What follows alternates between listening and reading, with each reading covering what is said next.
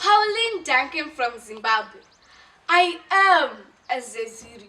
Today I'm going to tell you my story about the Vengeance of the Locust. Once upon a time, in the land of Muzezuru, Chief Tendai called the people together and told them that he was worried about the way the wild animals, the fish and the plants were being destroyed. I know that many of you are killing the animals, the birds and the plants to sell to the Gukura people in exchange for beers and crops, said Chief Tendai. The Muzezuru people were hunters. They did not grow any crops, but the Gukura people sold their crops to the Muzezuru people in exchange for mushroom, meat and fish.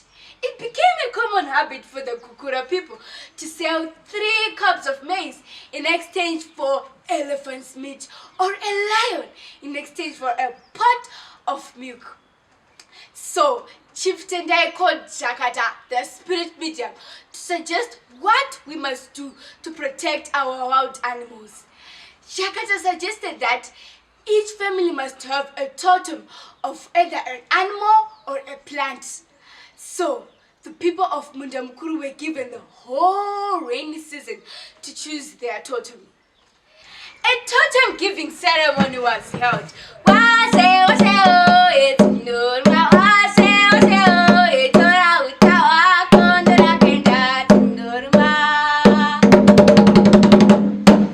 Chief Tendai chose the lion as his totem, and Chief Tendai's father-in-law Tichava chose the elephant as his totem and his family name. The others chose the snake. The biggest family in the Muzezuru chose the fish as his totem and also his family name.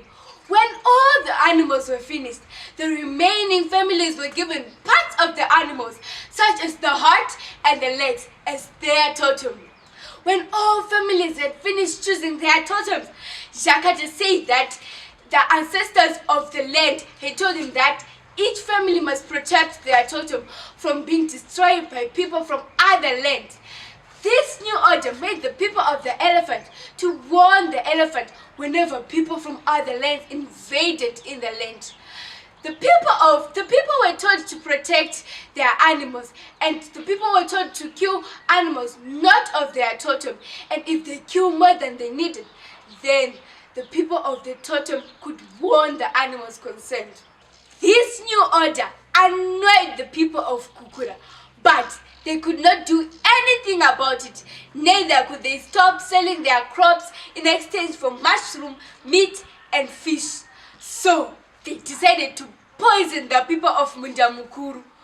One day, when the Locust family decided to go and buy milk from the Gukura family then poisoned the Locust family.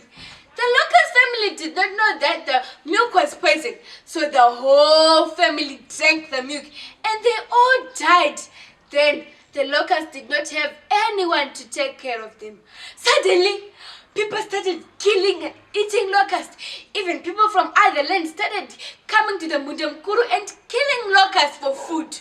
The death of the members of the locust totem was seen by the people as a decision from the spirit of the land that they should not protect the locusts as they were too many. 4 years later, the locusts then disappeared in the Muzezuru and the Gukura land, where locusts had become a favorite meal for so many people there. One day, when the crops were green, looking so beautiful, everyone expected the bumper harvest. Suddenly, a thick, black, heavy cloud hovered in the air and it descended on the ground like a swarm of locusts. People then realized that it was in fact the locust. The locust started eating everything it came across. It ate the grass, it ate the crops, it ate everything. The locusts even started eating the grass in the Muzezuru and the Gukura land until the family that poisoned the locust family confessed of their evil doing. After the confession, the locusts then flew away. But just to remind the people of Kukura, the evil they committed a long time ago. A swarm of locusts still invades in the land of Kukura after every 10 years, and it eats every crop. This is the end of my story. Do pakaperera sarungano.